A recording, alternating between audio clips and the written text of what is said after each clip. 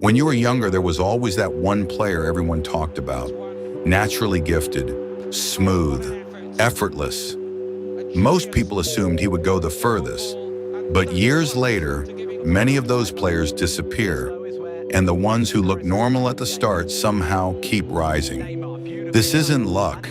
There's a pattern behind it. The early talent trap. If you were labeled talented early, things felt easy. You stood out without grinding as much as others. Coaches praised you. People expected big things from you. Without realizing it, your identity slowly connected to being the talented one. That feels good at first, but it can quietly become a trap. Because when your identity is built on talent, improvement doesn't feel urgent. Praise addiction. When you're young, praise is everywhere. You're naturally gifted. You don't need to train as much. You're different. Over time, football stops being about mastering the craft. It becomes about validation. You start playing to protect your image instead of improving your game. Then you move to a higher level, academy, tougher league, stronger competition. Now everyone is talented. Nobody's impressed anymore. And suddenly the praise disappears. If your motivation was built on praise, your drive drops with it. Fixed mindset problem. There's another issue that happens quietly. If you grow up believing your ability is natural, struggle feels threatening. A bad game doesn't feel like a normal part of growth. It feels like something is wrong. Instead of attacking weaknesses, you start protecting your ego. You avoid uncomfortable drills.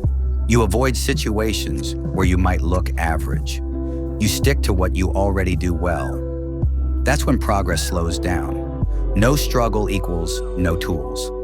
Struggle builds tools. If you had to fight for your place early, you learned how to train alone. You learned how to fix weaknesses. You learned how to handle being overlooked. You learned how to rebuild after bad form. But if everything came easy, you might not have developed those tools. So when football becomes serious and pressure increases, you feel lost. Not because you lack talent, but because you lack experience with adversity. The average player advantage. Now look at the so-called average player. Nothing came easy. He was always chasing someone better, always trying to close a gap. Because of that, effort became part of his identity. Improvement became normal. Extra training became normal. Fixing weak areas became normal. He never depended on praise to move forward. So when competition increases, it doesn't shock him. He's been building discipline for years. Identity difference. Here's the real difference. One identity says, I am good.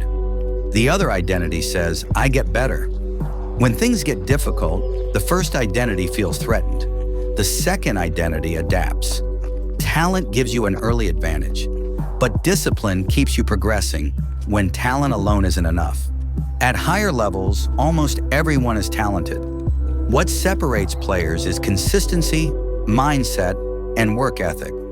If you're talented, don't rely on it. Build discipline before the level forces you to. If you think you're average, understand this. You might actually be building the exact foundation that lasts longer. In the long run, the player who learns how to work survives longer than the one who only learned how to shine.